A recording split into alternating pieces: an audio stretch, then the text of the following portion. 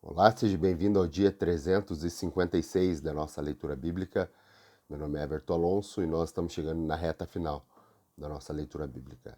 Peço que você possa deixar o teu curtir, o teu comentar, o teu compartilhar e ativar o sininho de notificações. Hoje nós faremos a leitura em 2 Crônicas, no capítulo 26. Vamos até Apocalipse, no capítulo 13. Vamos ao profeta Zacarias, no capítulo 9. E finalizando a leitura de hoje, iremos ao Evangelho de João, no capítulo 12. Aqui, em 2 Crônicas, no capítulo 26, nós vamos ver o reinado do rei Uzias, que foi rei em Judá. Vamos a essa leitura?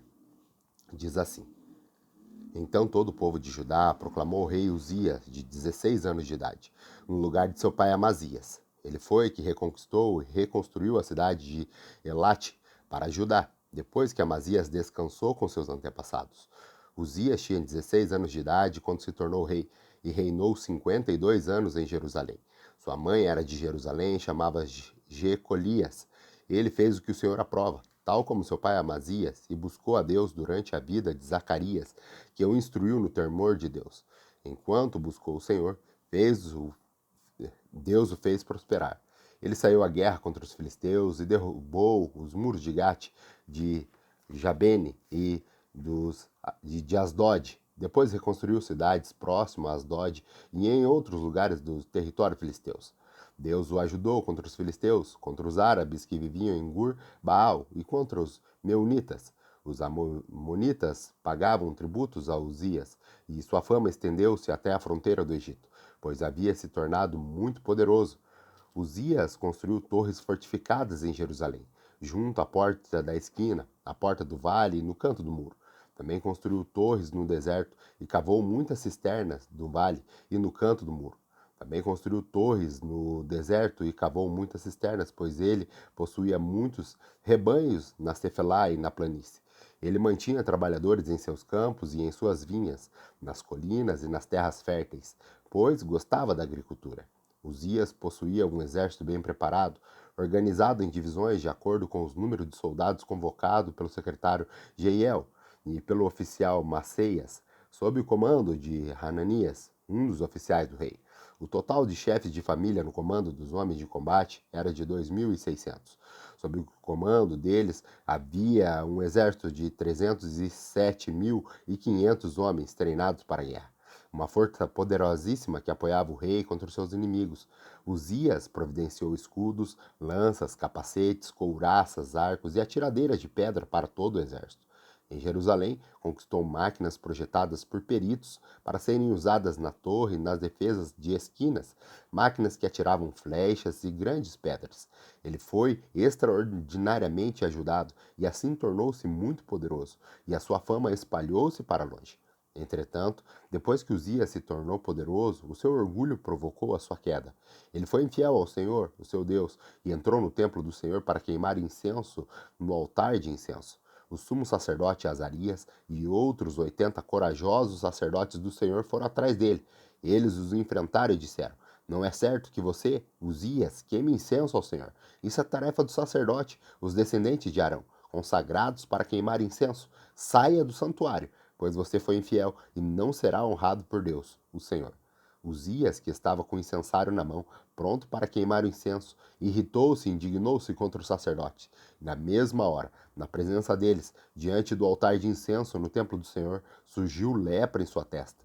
Quando o sumo sacerdote Azarias e todos os outros sacerdotes viram a lepra, expulsaram-no imediatamente no templo. Na verdade, ele mesmo ficou ansioso para sair, pois o Senhor havia ferido. O rei Uzias sofreu de lepra até o dia em que morreu. Durante todo esse tempo morou numa casa separada, leproso e excluído do templo do Senhor. Seu filho Jotão tomava conta do palácio e governava o povo. Os demais acontecimentos do reinado de Uzias, do início ao fim, foram registrados pelos profetas Isaías, filho de Amós.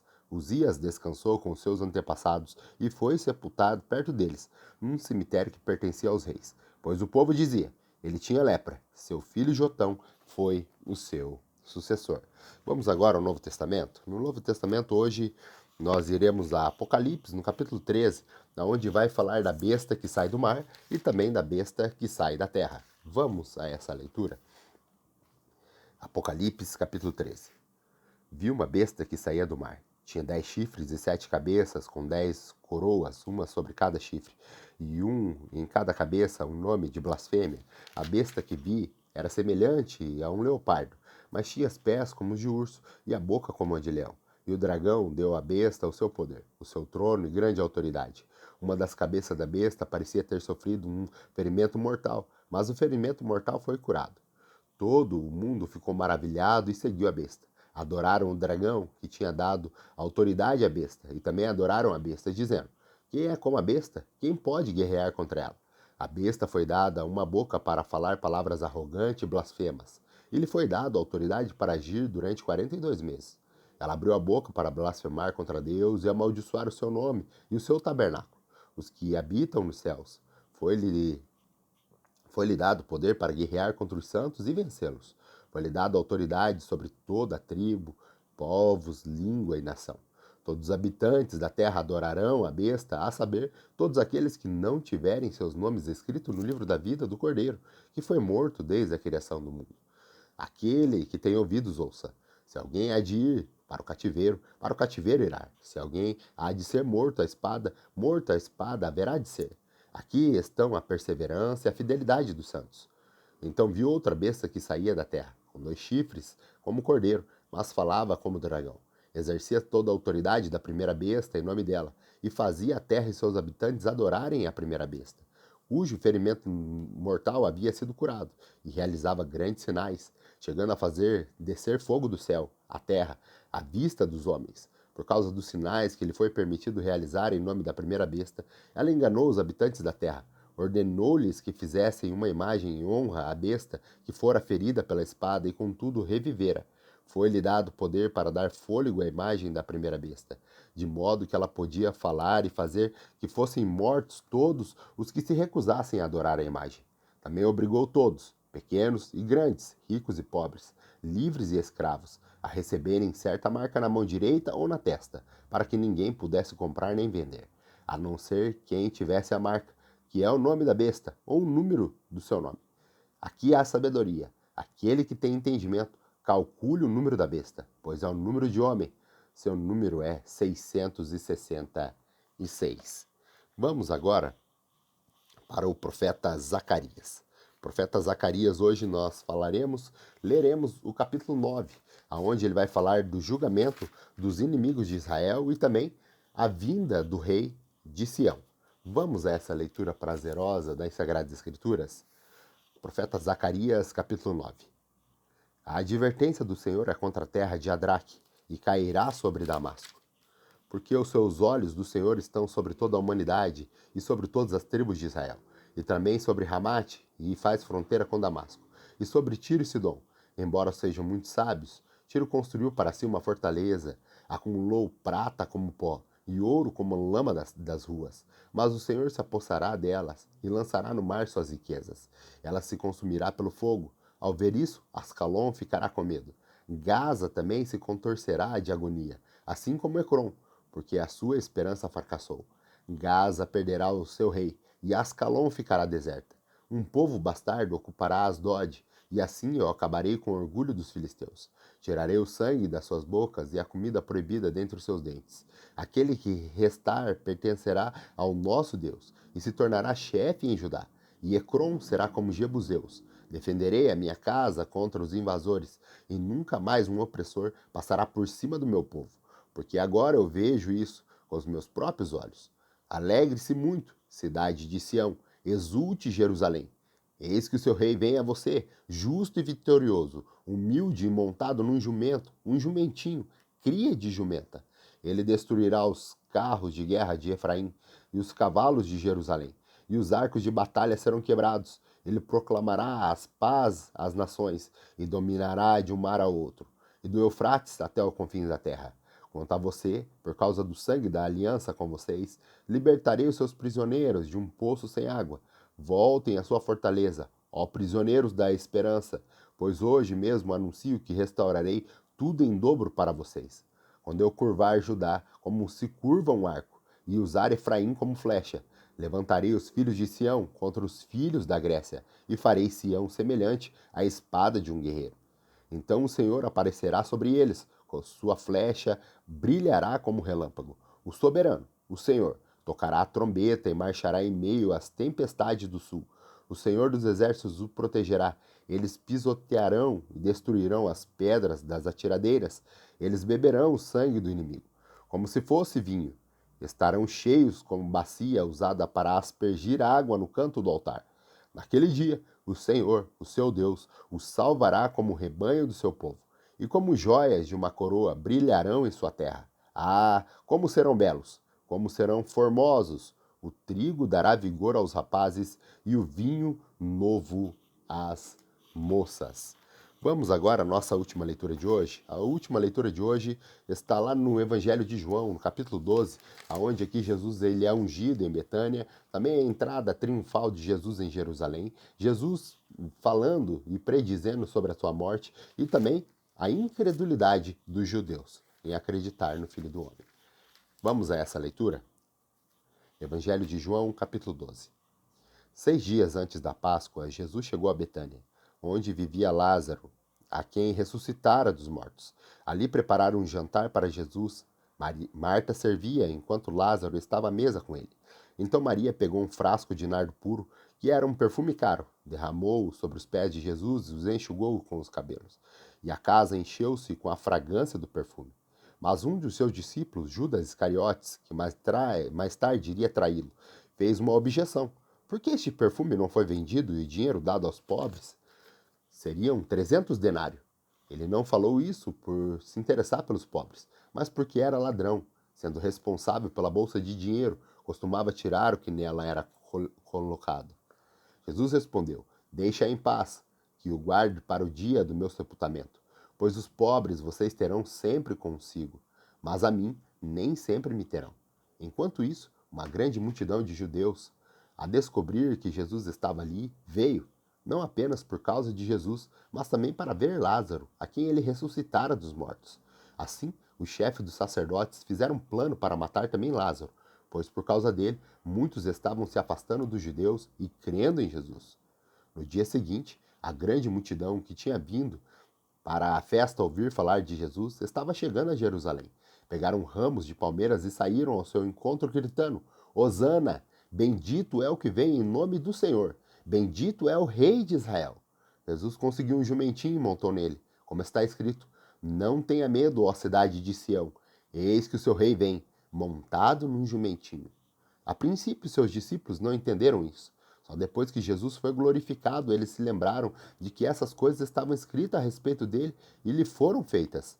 A multidão que estava com ele, quando mandara Lázaro sair do sepulcro e o ressuscitara dos mortos, continuou a espalhar o fato. Muitas pessoas, por terem ouvido falar que ele realizara tal sinal milagroso, foram ao seu encontro.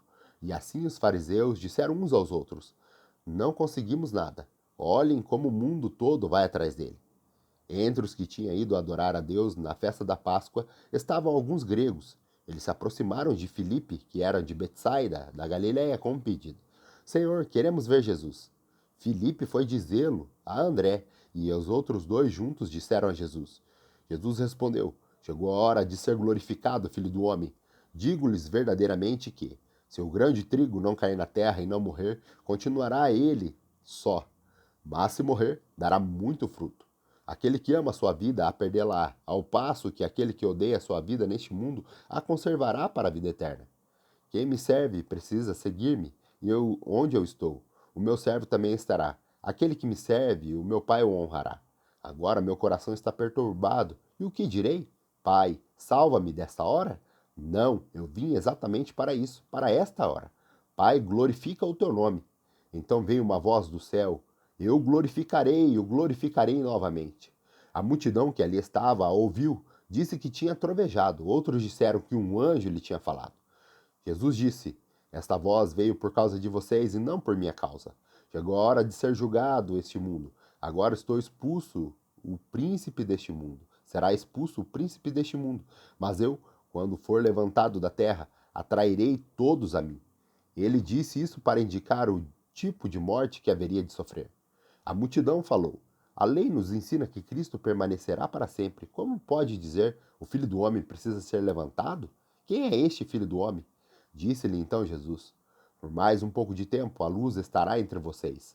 Andem enquanto vocês têm a luz, para que as trevas não os surpreendam, pois aquele que anda nas trevas não sabe para onde está indo.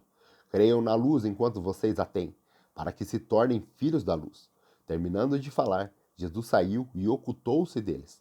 Mesmo depois que Jesus fez todos aqueles sinais milagrosos, não creram nele. Isso aconteceu para que se cumprisse a palavra do profeta Isaías que disse: Senhor, quem creu em nossa mensagem e a quem foi revelado o braço do Senhor? Por essa razão não poderiam crer, porque, como disse Isaías noutro lugar, cegou os seus olhos e endureceu-lhes o coração, para que não vejam com os olhos, nem entendam com o coração, e nem se convertam, e eu os cure. Isaías disse isso porque viu a glória de Jesus e falou sobre ele. Ainda assim, muitos líderes dos judeus creram nele, mas por causa dos fariseus não confessavam a sua fé, com medo de serem expulsos das sinagogas, pois preferiam a aprovação dos homens do que a aprovação de Deus. Então Jesus disse em voz alta: Quem crê em mim, não crê apenas em mim, mas naquele que me enviou. Quem me vê, vê aquele que me enviou. Eu vim ao mundo como luz, para que todo aquele que crê em mim não permaneça nas trevas. Se alguém ouve as minhas palavras e não obedece, eu não o julgo, pois não vim para julgar o mundo, mas para salvá-lo. Há um juiz para quem me rejeita e não aceita as minhas palavras. A própria palavra que proferi o condenará no último dia, pois não falei por mim mesmo. Mas o Pai que me enviou me ordenou o que dizer e o que falar. Sei que estou mandando que o seu mandamento é a vida eterna. Portanto, o que eu digo é exatamente o que o Pai me mandou dizer. Grato pela tua companhia, se o Senhor nos permitir, retornamos amanhã com mais um episódio. Permaneça firme, estamos quase findando esse ano e também o nosso propósito de leitura bíblica anual. Se Deus nos permitir, retornamos amanhã. Até lá.